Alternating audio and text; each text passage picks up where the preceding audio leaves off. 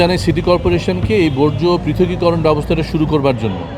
বর্জ্য কিন্তু এখন আর কোনো ফেলনা জিনিস না, বর্জ্য হচ্ছে এখন সম্পদ। পৃথিবীর সব দেশে বর্জ্যকে আজকাল সম্পদে রূপান্তরিত করা হচ্ছে। বর্জ্য একটা বিরাট বড় ব্যবসা, সেই ব্যবসাকে আমরা মাটিতে ফেলে ল্যান্ডফিল করে নষ্ট করে ফেলছি, সেটা আমরা এখন আর করব না।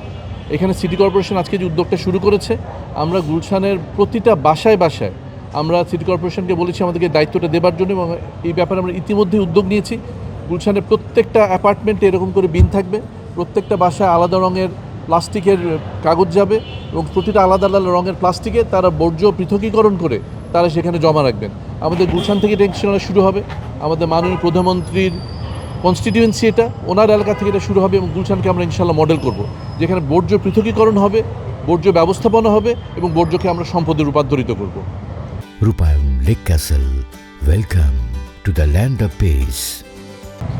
হর্নের বিষয় আসলে একটা সরকার পরিবর্তনের বিষয় আছে। আমরা হর্নটাকে যেন না হয় সেটা যেন ইতিমধ্যেই সরকারের অত্যন্ত উচ্চ পর্যায়ে কথা বলেছি, এবং এখানে সরকার থেকে এটাও বলা হয়েছে যে ওনার দরকার হলে হর্ন মুক্ত গাড়ি আমদানি করবেন, কারণ মানুষকে যদি আমরা শেখাতে না পারি, মানুষকে বাধ্য করতে হবে হর্ন থেকে যেন তারা না দেয়। এই কার্যক্রমটা আমরা গুলশান থেকে শুরু করবো। আপনি দেখবেন যে গুলশানের থেকে ঢাকার অন্যান্য অঞ্চল থেকে হর্ন অনেক কম, কারণ মানুষ এখানে সচেতন। এই সচেতনতা আমাদের এখানে বাড়াতে হবে, এবং সেটা যদি আমরা বন্ধ করতে না পারি, তাহলে আইন করে হর্ন আমদানি বন্ধ করতে হবে, কারণ হর্ন পৃথিবীর কোনো সভ্য দেশে বাজায় না। আপনি যদি নেপালে কাঠমান্ডুতে যান, আপনারা দেখতে পারবেন যে সেখানে সরকার এই ব্যাপারে উদ্যোগ নেওয়ার পরে হর্ন একদম কমে গেছে। ঢাকাতেও সম্ভব, এবং সেটা গুলশান থেকে শুরু হবে ইনশাল্লাহ।